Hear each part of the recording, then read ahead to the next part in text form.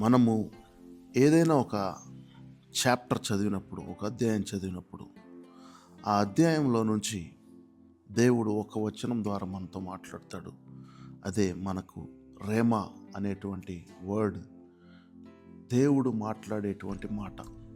ఆ దినమునకు సంబంధించినటువంటి, లేదా మన జీవితానికి సంబంధించినటువంటి, లేదా మన సందర్భానికి, మన జీవితంలో ఆ ఆయా కాలానికి, ఆ సమయానికి దేవుడు మనకిచ్చేటువంటి ఒక మధురమైనటువంటి మన్నా. అదొక ఫ్రెష్ వర్డ్, అదొక ఫ్రెష్ మన్నా. మంచి శ్రేష్టమైనటువంటి ఆహారము పిల్లలు ఎలాగైతే అపేక్షిస్తారో, అదేవిధంగా ఇశ్రాయేలీయులకి దేవుడు ఒక ఫ్రెష్ మన్నాని, మధురమైనటువంటి ఒక నూతనమైనటువంటి మన్నాను ఏ దినమునకు కావాల్సిందో ఆ దినము ఆహారం ఎలాగైతే వారి కొరకు కుమ్మరించాడో పరలోకం నుండి, అదేవిధంగా దేవుడు మనకు ఈ యొక్క చాప్టర్లో నుంచి, ఈ యొక్క వాక్యంలో నుంచి అనుదిన పాఠముగా ఇందులో నుంచి దేవుడు మనతో మాట్లాడుతున్నాడు. హల్లెలూయా. సో దేవుని బిడ్డలారా, కీర్తనలు 13వ అధ్యాయంలో మనం చూస్తున్నాం. యెహోవా, ఎన్నాళ్ళ వరకు నన్ను మరచిపోదువు, నిత్యము మరచెదవా, నాకెంత కాలము విముఖుడవై యుందువు.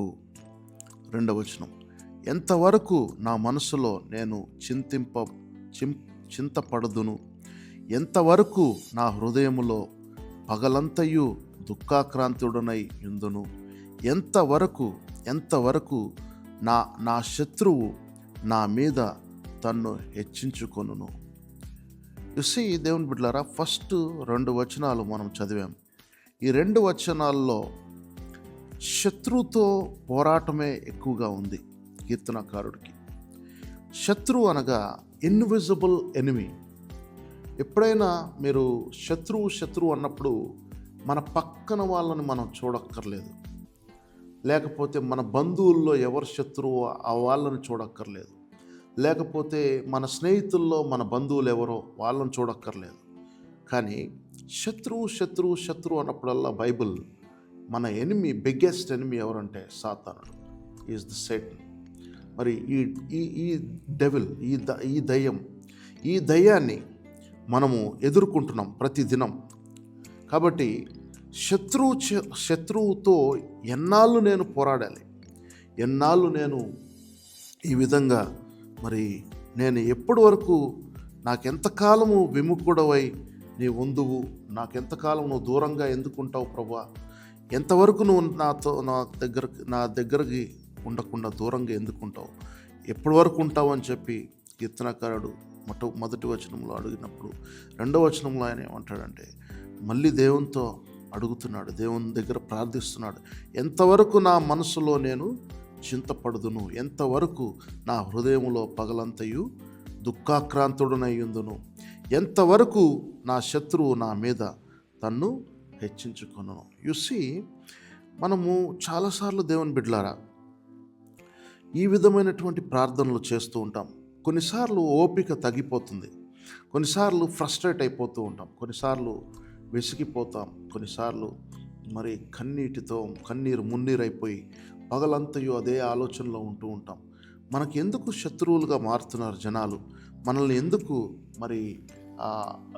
మనము ఎక్కడ అడుగు పెట్టినా అది మనకెందుకు ఫేవరబుల్గా లేదు అనేటువంటి విషయాన్ని, మనం ఆ స్థలాన్ని ఎందుకు దేవుడు మనకి ఇవ్వలేదు, లేకపోతే ఆ మనుషుల్ని దేవుడు ఎందుకు మనకి శత్రువులుగా చేసి ఉన్నాడని చెప్పి మనం బాధపడుతూ ఉంటాం చాలాసార్లు.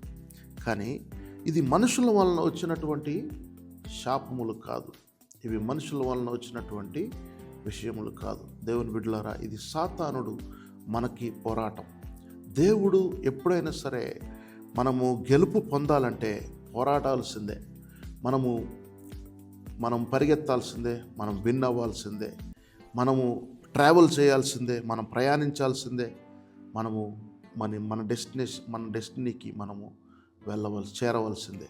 కాబట్టి ఇహలోక సంబంధమైన ఈ లోకములో ఉన్నంత కాలము మనం పోరాడుతూనే ఉండాలి. 3వ వచనం, యెహోవా నా దేవా, నా మీద దృష్టి ఉంచి నాకు ఉత్తరం ఇమ్ము. నా దేవా, నా మీద దృష్టి ఉంచి అని చెప్పి మరి కీర్తనకారుడు దేవునితో ప్రార్థిస్తున్నాడు. 4వ వచనం, నేను మరణ నిద్ర నొందకుండు అని గెలిచితినని నేను మరణ నిద్ర నొందకుండను వాని గెలిచితినని నా శత్రువు చెప్పుకొనకుండను.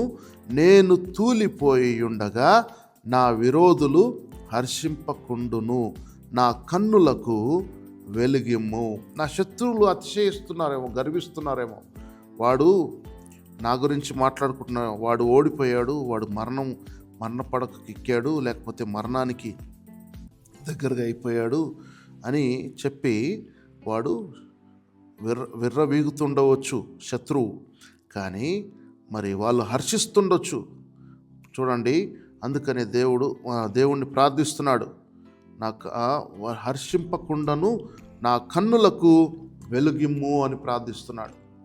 నా కన్నులకు వెలుగు కలుగ చేయి ప్రభువా, నేను బ్రైట్నెస్ని చూసేటట్లుగా చేయి.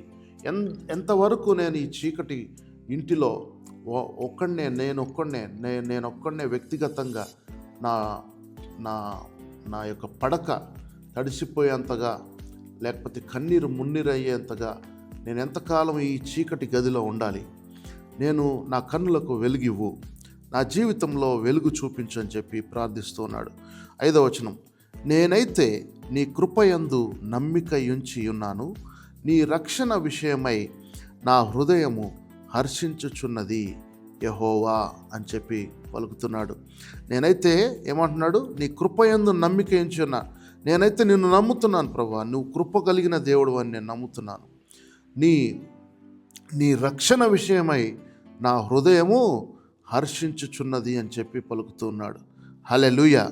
సో ఎప్పుడు కూడా కీర్తనకారుడు మీరు ఒకవేళ ఈ కీర్తనలు ఏవైనా చూడండి, ఎన్ని వేదనలున్నా, ఎన్ని కష్టాలున్నా, ఆ ఎండ్ ఆఫ్ ద సాంగ్ కానీ ఆ మధ్యలో కానీ ఎక్కడైనా సరే దేవుని నామాన్ని హెచ్చింపకుండా, దేవుని నామాన్ని ఘనపరచకుండా, దేవుని నామాన్ని మహిమపరచకుండా, ఆయన ఔన్నత్యాన్ని చాటకుండా, ఆయన ఎవరు నేనెవరిని అని చెప్పి ఆ విషయాన్ని చెప్పకుండా ఆ కీర్తన ముగించినట్లుగా మనం చూడలేదు. హల్లెలూయా. నాకు మహోపకారములు చేసి ఉన్నాడు, నేను ఆయనను కీర్తించెదను అని చెప్పి దేవుడు కీర్తనకారుడు దేవుణ్ణి ఆరాధిస్తున్నాడు. ఇదొక పాట ప్రార్థనగా చేస్తున్నాడు. హల్లెలూయా. ఈ దినమున మనం కూడా దేవుని బిడ్డలారా, ఆయన మనకు ఎవరు, ఆయనకి ఎవరం, ఆయన మన జీవితంలో ఏం చేస్తున్నాడు, ఆయన కృప మన మీద ఎంత హెచ్చుగా ఉంది, ఆయన మనల్ని ఎంతగా ప్రేమిస్తున్నాడు అనేటువంటి విషయాన్ని మనం గ్రహించినట్లయితే మనము ఏ విషయంలో నుంచి వెళ్తున్నా సరే దేవుణ్ణి మనం ఆరాధించకుండా, దేవుణ్ణి మనము స్తుతించకుండా మనము ఏ రోజు కూడా ఆ సమయం ఆ రోజు గడవకూడదు. ఆమేన్. హల్లెలూయా. దేవుడి పరిశుద్ధ వాక్యం మన జీవితంలో దీవించును గాక.